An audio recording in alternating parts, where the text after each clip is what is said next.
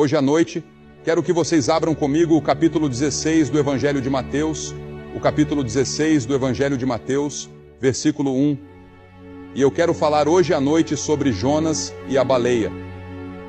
Mas eu quero começar do capítulo 16 de Mateus, em vez do Antigo Testamento, onde a história de Jonas é contada. Os fariseus também com os saduceus vieram e, tentando-o, desejaram que ele lhes mostrasse um sinal do céu.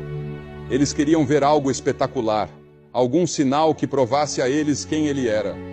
Ele respondeu e disse-lhes: quando é noite, vocês dizem que o tempo estará bom, pois o céu está vermelho.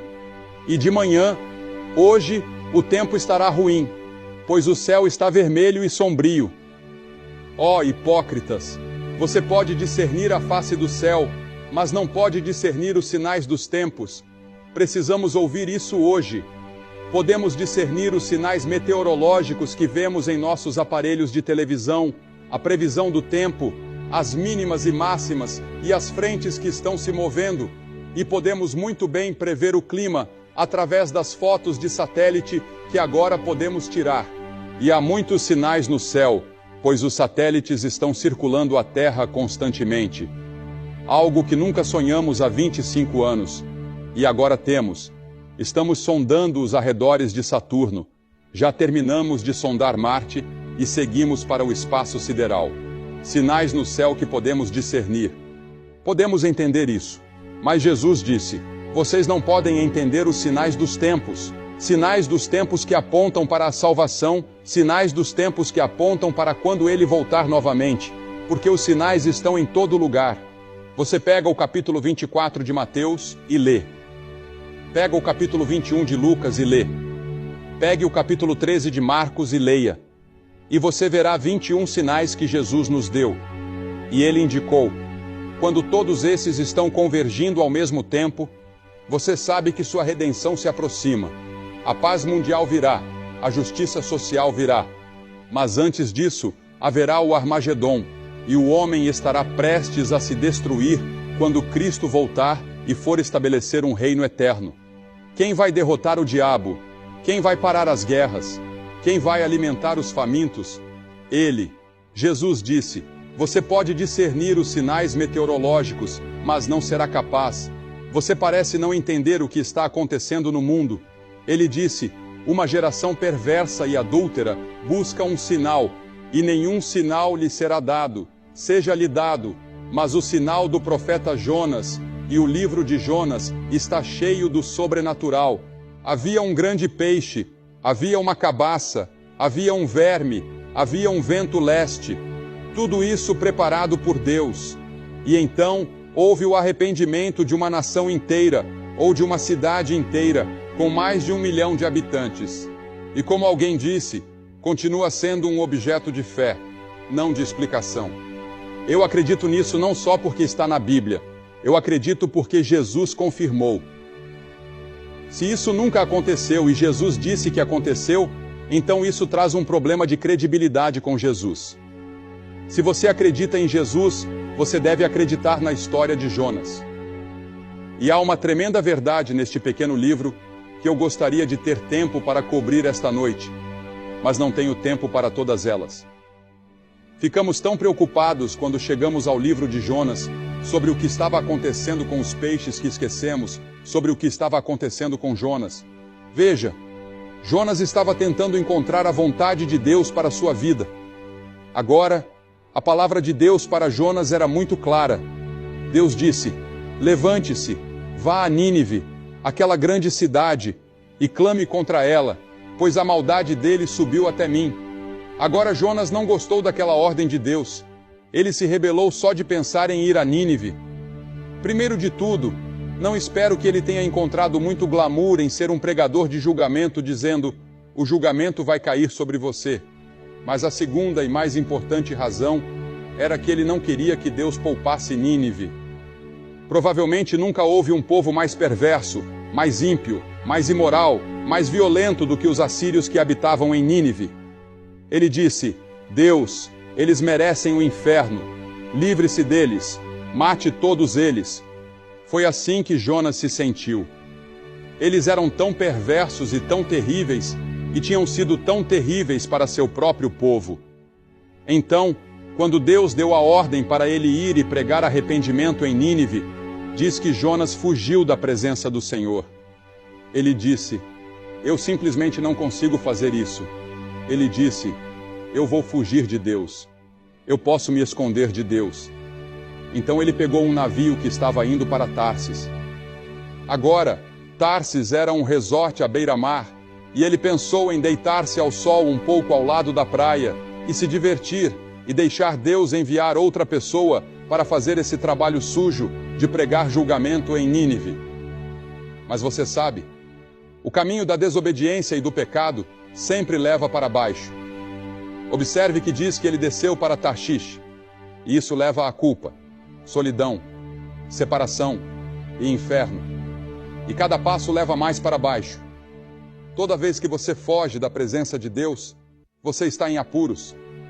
Toda vez. Toda vez que você perde sua vida devocional. Toda vez que você perde seu tempo de oração.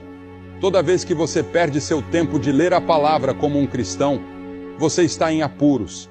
E toda vez que você ouve o Evangelho e não faz nada sobre isso, você está em apuros. Você está em apuros eternos. Porque vivendo dentro do seu corpo está um espírito. E esse espírito vive para sempre, seja no céu ou no inferno. E você está se arriscando toda vez que ouve o Evangelho e não faz nada a respeito. Adão e Eva fugiram da vontade de Deus. Eles se rebelaram contra Deus. E a raça humana está sofrendo os efeitos hoje. Sansão foi levantado por Deus, um homem poderoso, um homem forte, um homem de Deus que havia feito o voto de Nazireu. Mas o pecado o desviou, e finalmente ele foi cegado, colocado na prisão e moído na roda do moinho. Davi, o homem segundo o coração de Deus, também se tornou culpado de pecado. Ele se tornou culpado de adultério e culpado de assassinato. E sofreu por isso o resto da vida. Deus o perdoou, mas as cicatrizes permaneceram. E muitos de vocês estão tentando fugir de Deus esta noite. Vocês sabem que precisam de um relacionamento pessoal com Cristo. Muitos de vocês vão à igreja. A maioria de vocês, imagino, nesta audiência hoje à noite vai à igreja. A maioria de vocês foi batizada ou confirmada, ou o que quer que seja em sua igreja. Mas vocês não têm certeza de que Cristo vive em seu coração. Você não tem certeza de que seus pecados estão perdoados. Você não tem. Você não tem certeza de que se morresse, iria para o céu. Se você tem alguma dúvida sobre isso, você deve resolver isso esta noite. Você está fugindo de Deus. Muitos de nós fugimos viajando. Você sabe, nós vivemos em aviões. É quando os controladores nos permitem voar. E nós vivemos em hotéis ou motéis. E vemos pessoas viajando em aeroportos, milhares de pessoas. E eu só me pergunto para onde elas estão indo. Muitas pessoas estão tão inquietas hoje que só querem viajar de um lugar para outro. Elas não conseguem ficar paradas. Conhecemos um casal neste verão, minha esposa e eu. E eles têm casas em diferentes partes do mundo.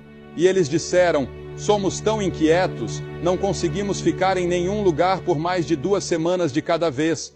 Então eles entram num jato e vão para outro lugar, inquietos, fugindo. E muitas pessoas fogem para a luxúria pelas coisas.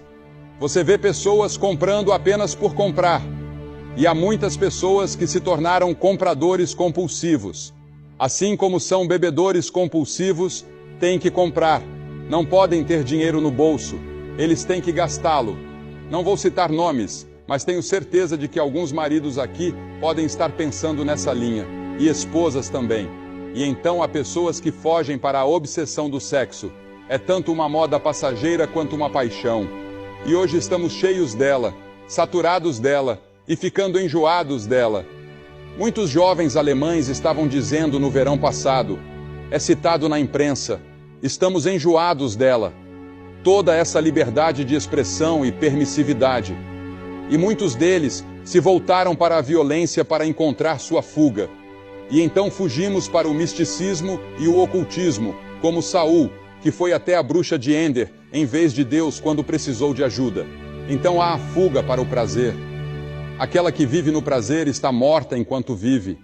E quantas pessoas esta noite estão fugindo de Deus, mas tentando se divertir e viver no prazer, sem saber que estão mortas, em direção a Deus com a fuga.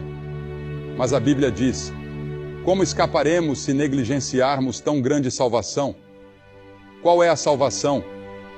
A salvação é Jesus Cristo vindo na cruz e morrendo por nossos pecados e derramando seu sangue, sendo feito pecado por nós, que não conhecemos pecado, para que nele fôssemos feitos justiça de Deus. A Bíblia diz que todos nós, como ovelhas, nos desviamos. Cada um se voltou para o seu próprio caminho. Somos todos pecadores. Adão e Eva pecaram no jardim do Éden. Caim e Abel, seus filhos, pecaram. E eles passaram essa doença do pecado para você e para mim. E todos nós temos a doença em nossos corações. Estamos todos sob condenação. Todos nós vamos morrer. A guerra não aumenta a morte. A morte é total em todas as gerações. Em que direção você está indo? Li sobre um homem que estava caminhando pela parte oeste do estado em que eu moro, na Carolina do Norte, onde moramos nas montanhas. E ele chegou a uma placa de sinalização em uma direção. Apontava para uma rodovia lisa e nivelada. Mas a estrada para a qual a placa estava apontando, a estrada que ele queria pegar, era uma estrada acidentada para o lugar que ele queria ir. E ele teve um pensamento muito feliz. Ele escalou as placas de sinalização e mudou os marcadores, e nunca chegou ao seu destino. E muitos de vocês estão tentando mudar os marcadores na estrada da vida. Vocês querem o caminho fácil, o plano, o agradável, mas esse caminho não leva a Deus. Veja, no Antigo Testamento, é muito interessante que quando um homem entregava seu coração a Deus, ele deveria se tornar próspero, mas o Novo Testamento ensina exatamente o oposto. O Novo Testamento ensina que há sofrimento e morte para aqueles que seguem a Cristo. Não é fácil ser um seguidor de Cristo. Nesta geração, especialmente, é difícil seguir a Cristo. Existem duas estradas da vida, disse Jesus. Entrem pela porta estreita, pois larga é a porta e espaçoso o caminho que conduz à destruição. E muitos são os que entram por ali, ele disse, porque estreita é a porta, e apertado é o caminho que leva à vida, e poucos são os que a encontram. Ele disse que a estrada larga que leva ao inferno está cheia. Como disse um velho teólogo, na Idade Média, as pessoas correm em direção ao inferno como se tivessem medo de que ele estivesse cheio antes de chegarem lá. O caminho é largo, disse Jesus, mas ele disse que há outra estrada que é estreita, acidentada, dura e difícil. E para entrar nessa estrada, você terá que negar a si mesmo e estar disposto a tomar uma cruz. Identifique-se com Cristo na escola, na fábrica, na fazenda e com seus amigos e vizinhos. Deixe que todos saibam onde você está, que você está por Cristo e pela retidão e pela honestidade e pela bondade e pela moralidade e pela justiça. E isso não é fácil. Na nossa geração, há uma estrada fácil, que é uma estrada larga. Mas o fim, disse Jesus, é morte, destruição, julgamento e inferno. Não dura muito. A vida logo acabará. E quantos de vocês vão desejar ter tomado aquela estrada estreita? E muitos de vocês estão hoje à noite na encruzilhada. Vocês têm que tomar uma decisão antes de partirem daqui. Não há uma pessoa ouvindo minha voz. Você pode estar no coral, você pode estar nessa grande plateia, e você vai ter que tomar uma decisão. Você diz, não, eu não vou tomar uma. Sim, você vai. Você vai dizer sim ou não, ou você vai dizer talvez, ou talvez você diga, eu espero, mas você vai tomar uma decisão. Nenhuma pessoa neste lugar sairá daqui esta noite sem ter tomado uma decisão sobre o que você vai fazer com Jesus Cristo. Você terá feito isso quando sair daqui. Então Jonas diz, pagou a passagem. Ele entrou no barco, entrou no navio, pagou a passagem. E a Bíblia diz que quando você segue a estrada larga, viva para si mesmo e para o prazer. O salário do pecado é a morte. O caminho do transgressor é duro. Há uma dureza em ser um transgressor também, que acaba em morte e julgamento. Uma série de tragédias veio ao navio e à tripulação. E eles começaram a rezar para seus deuses quando a tempestade veio. E eles disseram: ó, salva-nos! O que há de errado? E os marinheiros ficaram com muito medo porque lançaram sortes. E a sorte caiu sobre Jonas. E Jonas confessou que estava fugindo do Senhor Deus. E esses marinheiros eram melhores do que alguns de nós, cristãos. Eles tentaram salvar Jonas. Eles remaram muito, mas não conseguiram. A tempestade era muito forte. E então eles jogaram Jonas ao mar. E Deus havia preparado esse grande peixe. Veja, seu pecado e desobediência não afetam somente sua vida, mas a vida de outros. A fuga de Jonas da ordem de Deus e de Deus afetou aqueles marinheiros. Eles estavam em perigo de perder suas vidas. Você diz: se eu quiser tomar essas drogas, isso é problema meu. E seus pais? E as pessoas de quem você rouba? E as crianças que ainda não nasceram que serão afetadas? Jonas disse: eu irei aonde eu quiser ir, e farei o que eu quiser fazer. Sim, esse era o direito dele, contanto que ele estivesse disposto a pagar o preço. E o preço é julgamento, inferno, solidão, desânimo e culpa. Há um preço que você pagará. O salário do pecado é a morte. Tenha certeza de que seu pecado o encontrará. Ninguém nesta audiência jamais cometeu um pecado que não será descoberto. Agora, Jonas foi dormir no barco. Não é estranho fugir de Deus, a grande tempestade, o julgamento chegando, e ele está dormindo. Como ele poderia dormir? Porque o pecado é como um sedativo. Jonas estava dormindo o sono da desobediência. Conversei com um homem há algum tempo. Ele havia fraudado seu vizinho por meio de fraude e roubado o dinheiro dele. E ele disse: sinto-me perfeitamente em paz sobre isso, porque foi isso que o pai do meu vizinho fez com meu pai uma geração atrás. Agora, essa é uma paz falsa. É a paz da desobediência, a paz de estar longe de Deus, mas logo acabará. E então virá a culpa e o remorso, e o julgamento e o inferno, e o tempo está passando rápido. Primeiro o pecado é divertido, depois é chato, e então ele te deixa insensível. E houve um tempo em que você era muito sensível à palavra de Deus. Isso picou sua consciência, trouxe lágrimas aos seus olhos, isso te deixou desconfortável, e agora você se vira sem sentir nada. Você está dormindo o sono, você foi sedado pelo pecado. Agora, o pecado de Jonas afetou todo aquele navio. Nenhum de nós vive para si mesmo. A Bíblia diz que devemos aprender a dizer com Davi: sonda-me, ó Deus, e conhece o meu coração. Prova-me e conhece os meus pensamentos, e vê se há em mim algum caminho mau, e guia-me pelo caminho eterno. Sonda-me. Você está pedindo a Deus para sondá-lo esta noite?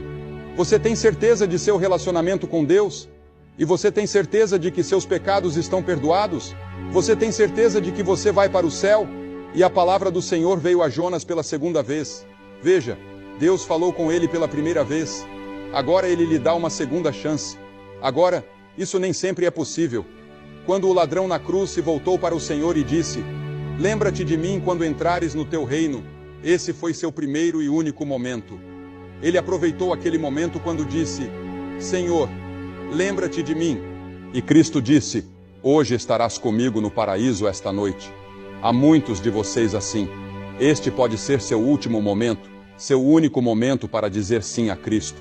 Você se lembra quando Deus começou a falar com você quando você era jovem e você adiou e você diria: esta noite, para trás, para trás, o tempo e seu voo, e me faça uma criança novamente só por esta noite. Como eu gostaria de voltar para lá, como eu gostaria de voltar para aquela igrejinha lá atrás. Mas agora você está mais velho, você está endurecido, sua consciência não te incomoda mais. A palavra de Deus não lhe agrada mais, e há perigo à sua frente. Não são muitas as vezes que Deus dá uma segunda chance. Deus disse: tudo bem, eu lhe darei uma segunda chance. Levante-se e vá a Nínive, aquela grande cidade, e pregue a ela. Pregue o quê? Eu já disse para você fazer. Agora, Jonas tinha acabado de se formar na Fish University. Ele tinha sido cuspido pelo peixe, e ele poderia ter escrito um best-seller intitulado Jaws, Ou poderia ter escrito uma história intitulada The Inside Story. Agora, Nínive estava a 3 dias de viagem, mas Jonas foi tão rápido, ele chegou lá em um dia e viajou pela cidade. E o povo de Nínive acreditou nele. Essa é a coisa emocionante sobre isso. A cidade inteira se arrependeu. O maior reavivamento da história do mundo, diz. Até os animais se vestiram de saco e cinzas. O rei, todo o povo, 1 milhão e mais de moradores se arrependeram em saco e cinzas de seus terríveis pecados. E você sabe o que aconteceu? Deus os perdoou. Não importa qual seja seu pecado, não importa quão fundo no pecado você esteja, Deus está no negócio de perdoar por causa do que Cristo fez na cruz. Eu não vou para o céu porque sou bom. Eu não vou para o céu porque prego para milhares de pessoas. Eu vou para o céu como qualquer outra pessoa, pelo caminho da cruz, onde Cristo morreu por mim. Sim, eles creram. E essa palavra crer, a propósito, é muito interessante. Naquela passagem em particular, no 3º capítulo de Jonas, é de onde tiramos nossa palavra amém. E significa ser firme, ter certeza. O povo de Nínive tinha certeza de que estava perdoado. Eles estavam certos de seu arrependimento. Você tem certeza? Estas coisas vos escrevo, a vós que credes no nome do Filho de Deus, para que saibais que tendes a vida eterna. Vocês podem saber, você não precisa adivinhar, você não precisa dizer, eu acho que sim. Você não precisa ir para casa lutando com suas dúvidas. Você pode ter tudo resolvido hoje à noite. Você conhece Cristo dessa forma? Sim, Deus poupou Nínive e Deus poupará você naquele dia que ainda está por vir. Arrependimento significa que você muda de ideia sobre Deus, sobre si mesmo e sobre sua necessidade. Significa que você está dizendo a Deus, estou disposto a mudar meu modo de viver, abandonar o pecado e começar a trilhar o caminho estreito. Você não será perfeito, mas Cristo estará lá na pessoa do Espírito Santo para ajudá-lo a viver a vida de um seguidor de Cristo. Você não pode viver isso sozinho. Deus é um Deus de amor, misericórdia e graça. E Ele se estendeu a uma cidade inteira, como Deus está fazendo a Calgary, por meio desta cruzada. Ele está estendendo a uma cidade sua mão de misericórdia. Vou pedir que você faça algo que vimos 800 pessoas fazerem ontem à tarde. Vou pedir que você se levante do seu assento e venha, e fique em pé na frente desta plataforma e diga, vindo, eu quero saber, eu quero ter certeza, eu quero ser firme sobre isso, eu quero Cristo em meu coração, eu quero meus pecados perdoados. Nós vamos esperar por vocês, e depois que todos vocês vierem, eu vou dizer uma palavra para vocês, e fazer uma oração com vocês, e dar a vocês alguma literatura para ajudá-los em sua vida cristã. Se você vier do topo lá em cima, venha e fique aqui por um momento. E este é um sinal externo diante de Deus, de um compromisso interno que você está fazendo, de que você está disposto a ir até o fim com Jesus Cristo. Jesus disse, se vocês não estiverem dispostos a me reconhecer publicamente diante dos homens, eu não os reconhecerei diante de meu Pai, que está nos céus. Há algo sobre fazer isso publicamente e abertamente que o estabelece em seu coração. E foi isso que Jesus disse. E cada pessoa que ele chamou no Novo Testamento, você notará que ele chamou publicamente. Havia uma razão para isso. E eu vou pedir que você venha abertamente e faça esse compromisso agora. Vou pedir para ninguém sair do estádio. Todos em atitude de oração enquanto as pessoas vêm. E vocês vêm agora mesmo de todos os lugares. Centenas de vocês simplesmente se levantam de seus assentos e vêm. Vocês sabem que precisam de Cristo. Venham e façam esse compromisso com Ele agora. Vamos esperar por você.